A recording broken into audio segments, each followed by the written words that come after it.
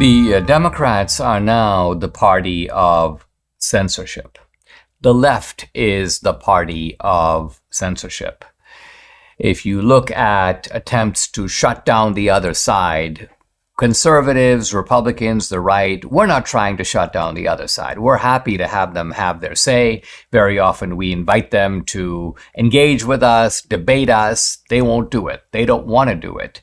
They want to shut us up and they want to shut us down. Now, there's proof of this coming from many different quarters, and I want to focus just on one. I'm reading, I just read this morning, an amicus brief that is filed in the very important free speech case, the free speech case, which I've talked about on the podcast more than once. It's Missouri versus Biden.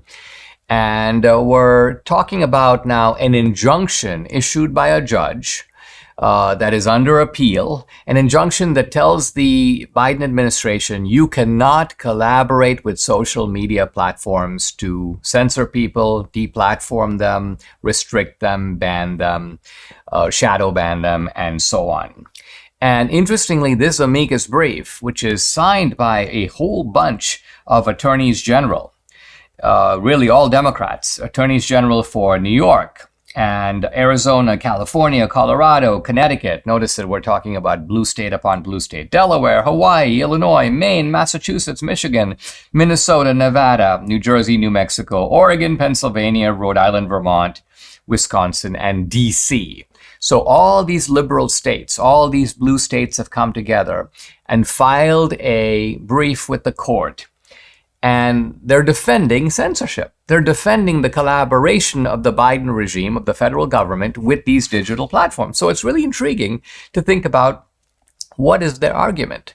Why do they think censorship is a good idea? Why do they think that the First Amendment doesn't require the government not to tell social media platforms, here's a list of people you need to ban. Here's a list of people who are violating the guidelines. Here's a list of people that you can kick off.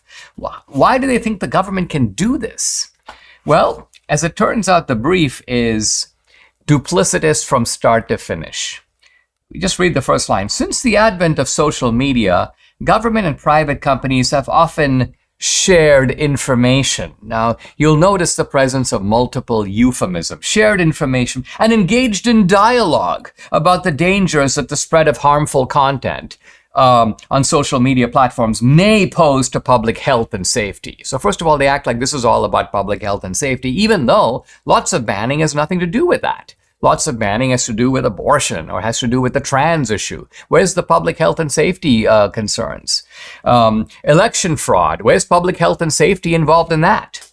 So you have to interpret safety in its broad. Well, people need to be safe from election fraud. Well, people need to be safe to be able to have an abortion. So this is Orwellian speak creeping into the sort of back doors of this amicus brief.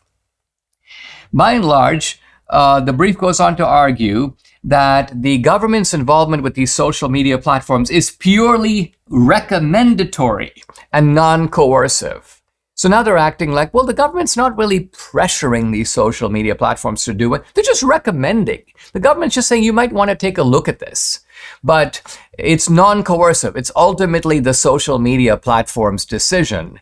Now, this would have a little more credibility if the social media platforms weren't dependent on the government. If leading figures in government hadn't threatened to take away Section 230, impose more regulations on social media platforms, restrict them in all kinds of ways, in some cases fine them. So none of this is even mentioned in the brief. And then the brief goes on to say, the federal government, like the states, has an essential role to play in contributing to the marketplace of ideas. Think of how deceitful that is. Of course, the federal government can say whatever it wants.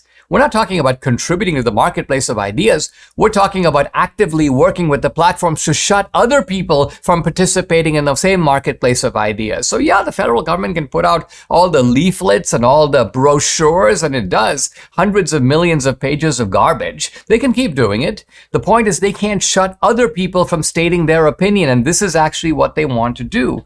And then in the amicus brief, it gives a couple of examples, and the examples are thoroughly misleading. The one has to do with violent images from the Buffalo mass shooting. The other has to do with protecting children and the mental health of children from bullying. Again, think about it. What does this have to do with the vast majority of censorship that's going on? Is it really about publishing highly violent content that shows all this imagery that could be disturbing or even in some ways advocate violence? We're not talking about that. We're talking about people who are trying to discuss the Dobbs decision. We're talking about people who are skeptical about climate change. We're talking about people who want to get to the bottom of the origins of COVID. We're talking about people who think that biological men are males and biological women are females, and there's no way to alter that. You can create a pretense of it. So these are discussions happening all over our society, and the government wants to shut one side down. It wants to shut its political opponents down. It wants to shut down dissenting points of view. So the Democrats here are full of lies. We already know that. But the point is they're exposing themselves as the organized party of censorship, the organized party of shutting down rival points of view, the party that really opposes in its heart the First Amendment.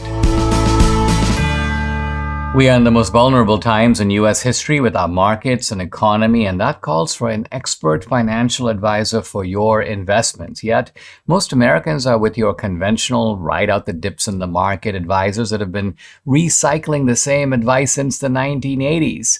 That advice will fail you today. Now, luckily, my friend Rebecca Walser is different. You've seen her on the podcast. She's got a very canny grasp both of the global economy and the U.S. economy. She's a tax attorney, a wealth strategist. She has a global MBA from the London School of Economics. Rebecca's seen what's coming and protected her clients back at the end of 2021, and she can do the same for you now. Debbie and I did a call with Rebecca's team to talk about our investments. So join us. Go to friendofdinesh.com to book a call with Rebecca Walser's team today. That's friendofdinesh.com to secure your investments and your future.